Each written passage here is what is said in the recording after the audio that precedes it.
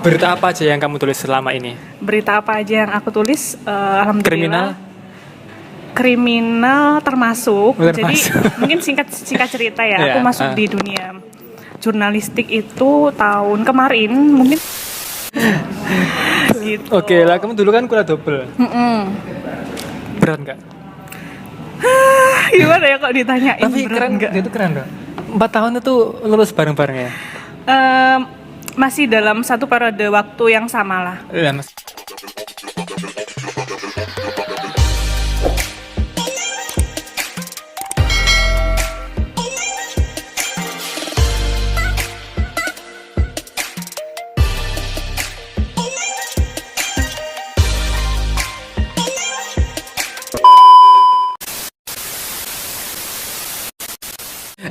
Kamu pernah nggak bandingin apa yang orang lain punya tapi kamu nggak punya?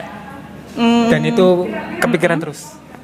Kepikiran terus ya? Apa? Ya, Tentang pernah apa? Sih.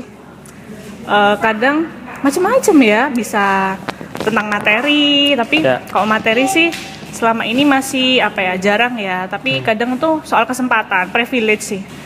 Privilege itu yang aku kadang tuh gini ya, karena kasusnya tuh misalkan nih aku lihat ada temanku yang tiba-tiba dia sama-sama lulusnya tuh sama gitu, tapi tiba-tiba udah diterima di pekerjaan yang punya perusahaan yang brandnya tuh udah besar gitu loh. Terus kan kita berpikir kok bisa ya dia tuh masuk ke situ, sedangkan aku yang ngelamar masukin di mana-mana tuh susahnya minta ternyata ampun, gitu. Dia punya orang dalam. Nah itu nggak tahu sih ya, orang dalam atau enggak, tapi sampai sekarang ya aku masih kepikiran tuh ya tentang itu privilege. Jadi bagaimana seseorang itu dengan mudah misalkan ya punya satu kesempatan untuk ke satu posisi yang itu banyak diincar orang. Nah itu sih mungkin yang aku sering membandingkan, apa aku kurang kayak gini ya, atau kok aku terlahir di lingkungan seperti ini ya. Kadang tuh juga ada merasa insecure atau menyesalnya gitu. Sama-sama. Kalau aku lebih ke keluarga, karena aku broken home. Aku kadang-kadang suka melihat orang yang orang tuanya lengkap, kayak misalkan bapak ibunya itu ada dan itu support, itu benar-benar buatku kadang insecure.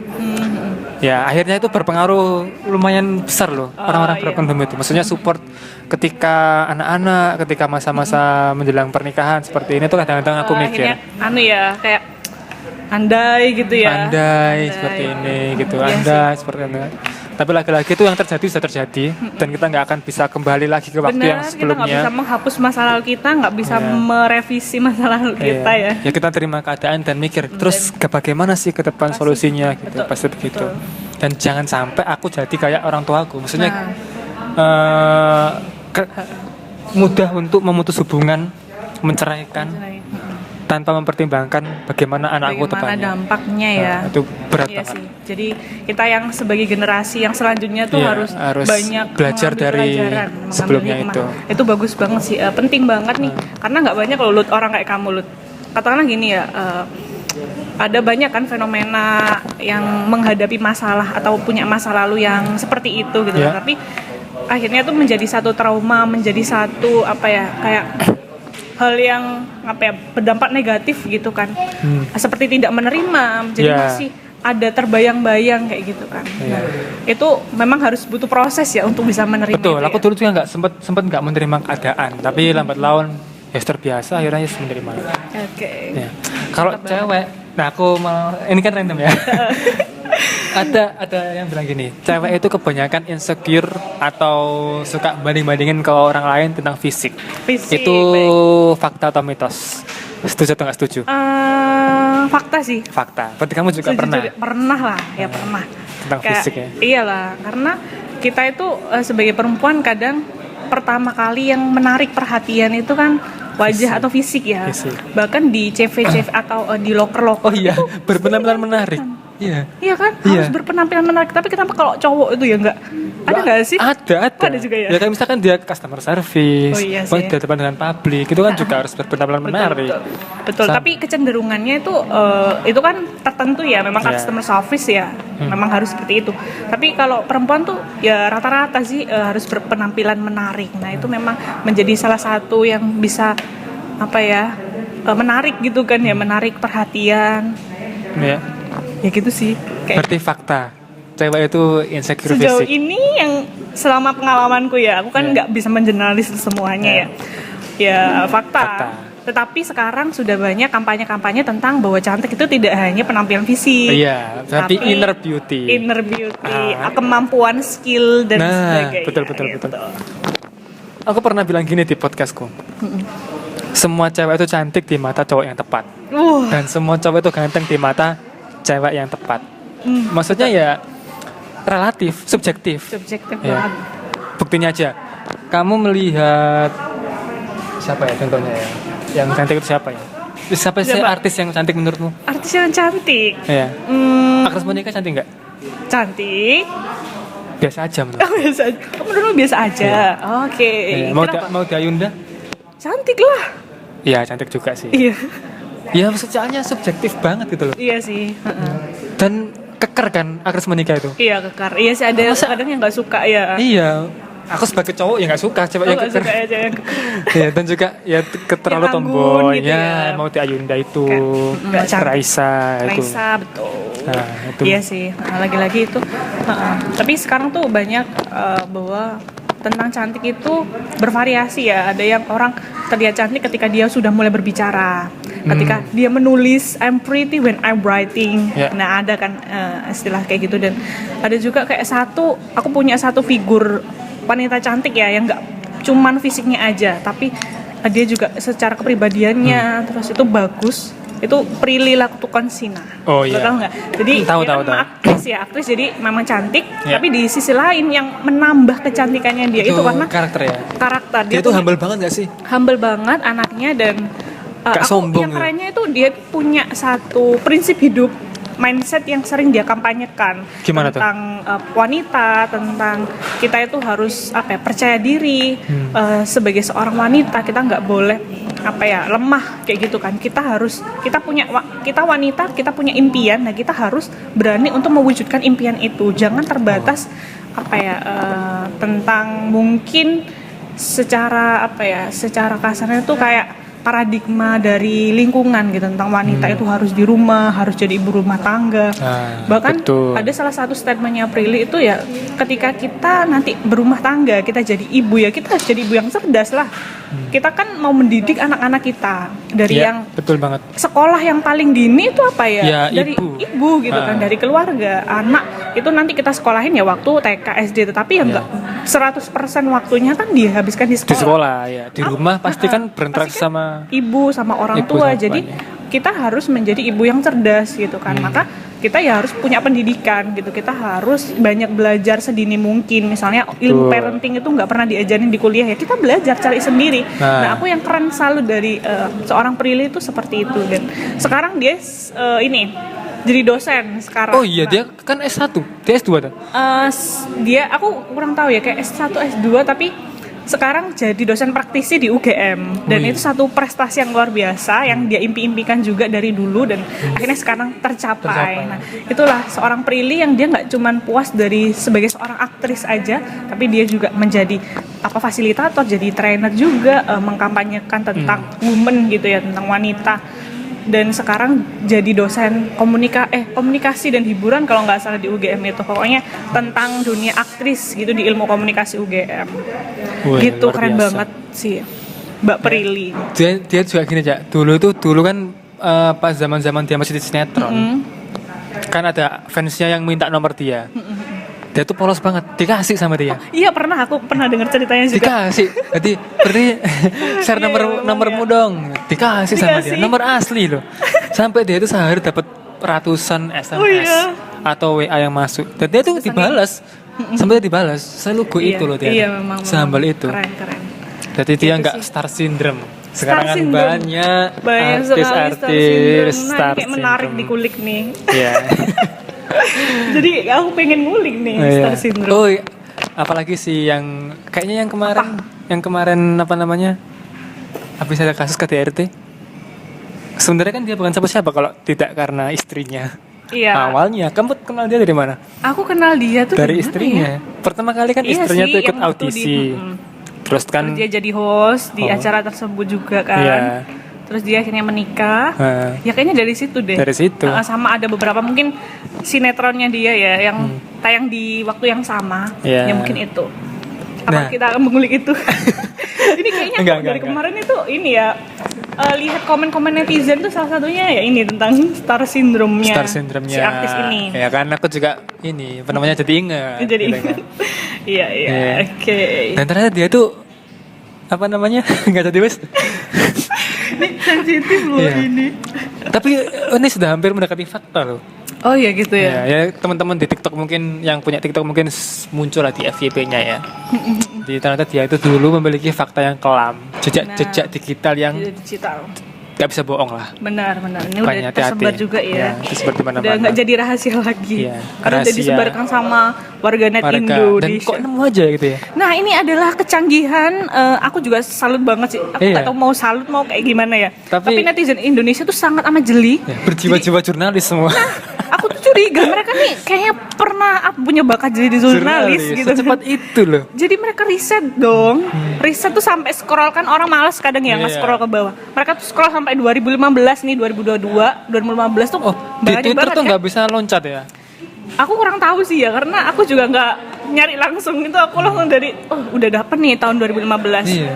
Nah itu sih kejeliannya tuh, kecermatannya mereka tuh keinget gitu loh. Iya. Zaman dulu tuh dia pernah seperti ini, artis ini gitu. Nah itu makanya hati-hati guys dengan jejak digital Anda. Hikmahnya, jadi yang dulu punya Facebook ya kan tahun bahula. Aku dulu tuh alay banget di Facebook. Serius. Ya? Apa kamu ini nulis angka huruf besar? Iya. Itu kan dulu lumrah kan. Oh iya. Aku dulu juga gitu. Aku mengakui. Iya. Selamat pagi itu S3 L4. Mikir ngapain ya? Makanya. Kayak gitu ngapain, nyusahin hidup gitu kan. Assalamualaikum itu askum. Iya. Terus kalau kita SMS-an sama temen nih, habis salam kan atau selamat pagi, itu mesti lagi apa? Kayak gabut banget. Ternyata universal ya. Nah itu ngapain kita nanya lagi apa?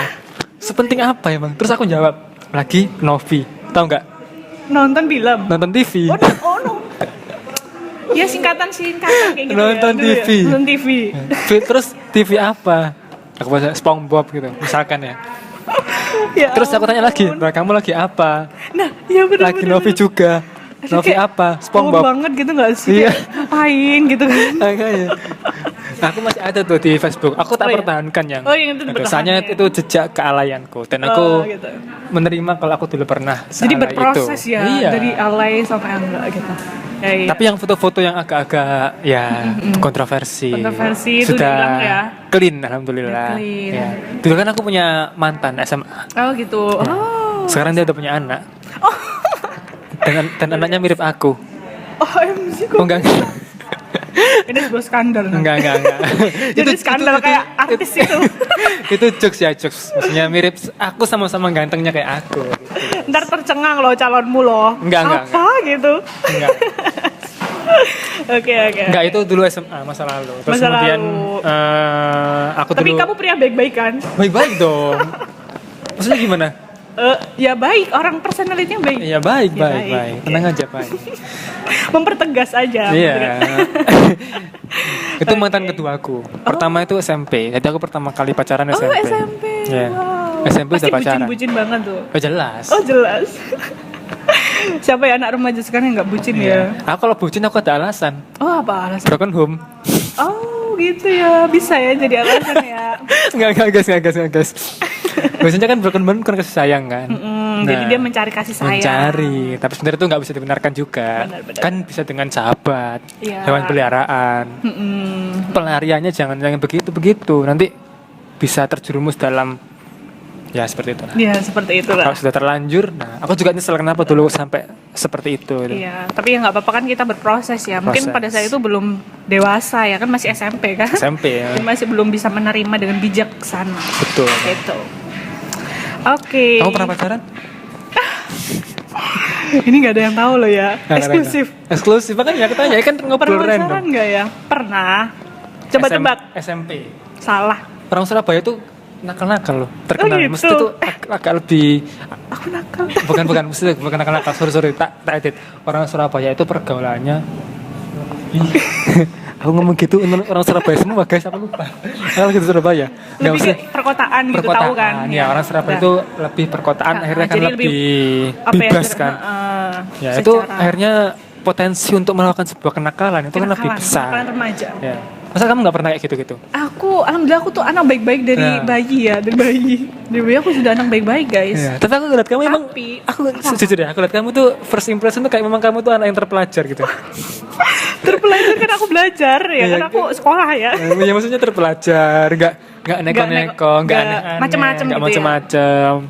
Kan Alhamdulillah. terlihat dari first impressionnya kan. Aku Gitu ya, ngeliat Imtiaz nih alhamdulillah pertama berarti. kali aku kayak ini orang terpelajar banget nih. Oh gitu. gitu, amin, amin, amin.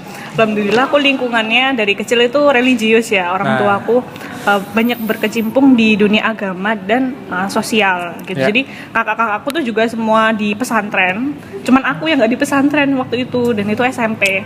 Aku masuk negeri. Ya. Tadi pertanyaannya balik ke pacaran. Pernah tadi pacaran, ya? Pernah ya? pacaran. Pernah pacaran? Pernah. SMA, Salah. kuliah, Salah. TK. Terus kapan SD? Kamu SD udah pacaran? SD guys. Astagfirullahaladzim. Tapi tahu nggak sih, aku pacarannya tuh lucu tau. Gimana? Aku nggak pernah Ketemu? melihat dia. Lah, terus kamu SMS-an? SMS-an doang. Kamu SD udah punya Nggak HP? pernah ketemuan. SD kelas 6. SD kelas 6 itu SD kelas 6 mau ke SMP. Itu udah punya HP? Transisi. Itu udah punya HP, Wah. udah dibeliin karena udah UNAS, nilainya bagus, saya dibeliin HP. Waktu itu masih zaman BBM itu loh. Oh, tapi iya, enggak, iya. HP ku nggak BBM sih, biasa. Tapi kayak BBM gitu. Oh, pasti strawberry mereknya apa? Blueberry.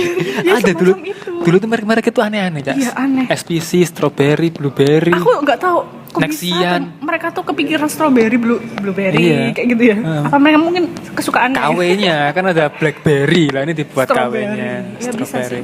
Jadi kamu dulu pacarannya gimana? Oke, kita kembali ke Iya. pembahasan. Ini kan ngobrol random. Aku tuh ya kalau misalkan suka sama orang, aku Iya. tak batin. Jadi tak batin dalam hati, kemudian tak sebut dalam doa, wadaw. Jadi aku tuh suka sama temen di Sekelas? enggak sekelas, di tempat ngaji. Oh, Jadi kan TPG? dulu TPA itu loh, Oh, TPA. Taman Pendidikan Al-Quran. Iya, Taman Pendidikan Iya. Al-Quran. Ya, ya. Jadi ada salah satu ya cowok yang ya kan ngaji kan ya pasti pakai baju takwa kayak religius gitu kan. Ya Terus itu kamu tertarik? ya tertarik kan, sering ketemu kan setiap Iya. malam gitu kan ketemu. Terus waktu itu ya cuma diem aja, cuma diem. Terus abis itu Surat-suratan enggak? Dulu kan surat-suratan iya kan? dulu surat-suratan, tapi aku nggak main surat. Terus duh, gimana kamu dapat pin BB-nya? Dari si Oh. dianya yang mulai. Dianya mulai dari temanku. Oh, iya. Kemudian kasih nomor, ya udahlah boleh lah kasih nomor, kita PDKT tapi SMS doang. Ya, itu SD kelas 6 ya? Itu kelas 6 mau lulus mau ke SMP gitu. Sampai akhirnya berjalan berapa minggu ya. Akhirnya dia nembak kan. Dia yes. nembak. Aduh aku malu. Dia Kan nembak. anak SD.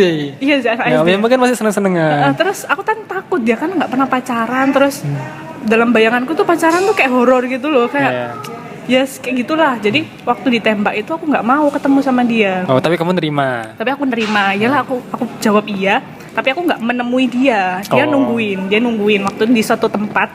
Waktu itu di kita lagi wisata lah.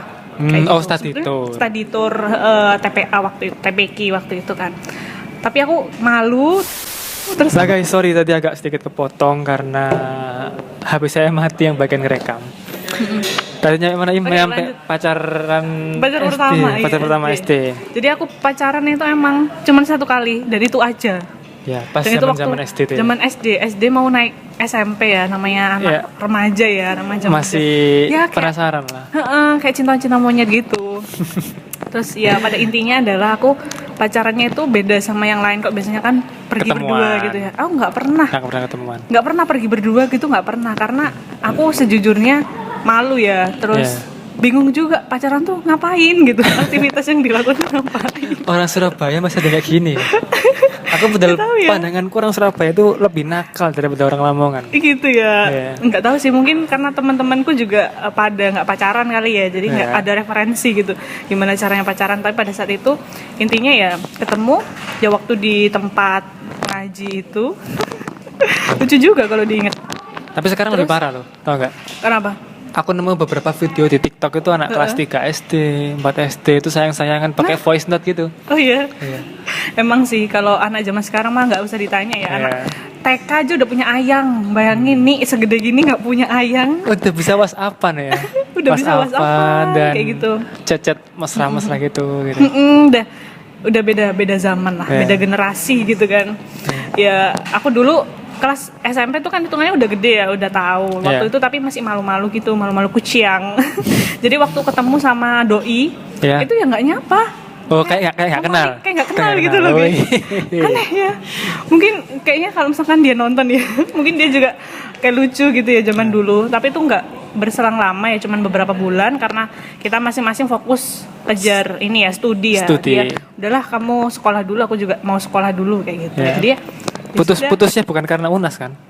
Karena UNAS. Aku persiapan UNAS ya. Persiapan UNAS. Aku juga mau persiapan UNAS gitu. Sangat klasik sekali. Klasik sekali ya. Dan ada beberapa masalah lah intinya yang ya tidak bisa aku ceritakan di sini ya. Pada akhirnya ya kita yuk berteman sampai sekarang baik-baik aja. Baik-baik aja. Gitu. Ya sama sih, aku sama bahkan nikahan aku diundang loh. Oh iya. Iya, diundang juga. Oh, sama seluruh mantanku. Tapi udah selesai kan ya? Udah selesai. Rasanya udah selesai. Dan udah punya sendiri sekarang, udah punya salon. Alhamdulillah. Ya, kita doakan ya. Mudah-mudahan lancar amin, sampai hari dan calonnya. Siap. Oke, terima kasih banyak atas waktunya, atas sharing-sharingnya. Ya, mungkin next time kita bisa sharing-sharing lagi. Dan setelah ini kita akan masuk ke segmen Question of Life. Nah, ini segmen baru juga yang mungkin seru buat teman-teman tonton. Waduh, aku excited banget nih, guys. Karena nggak tahu nih segmen apa. Ya. Karena baru kan. Oke, ini kita tutup dulu. Sekian, thanks buat teman-teman yang udah nonton semuanya. Dan terima kasih buat Najwa Imtiaz atas sharing-sharingnya. Jangan lupa like, komen, dan juga subscribe video ini jika bermanfaat. Jangan lupa juga untuk di-share. Kami akhiri. Assalamualaikum warahmatullahi wabarakatuh. Waalaikumsalam warahmatullahi wabarakatuh. Dadah.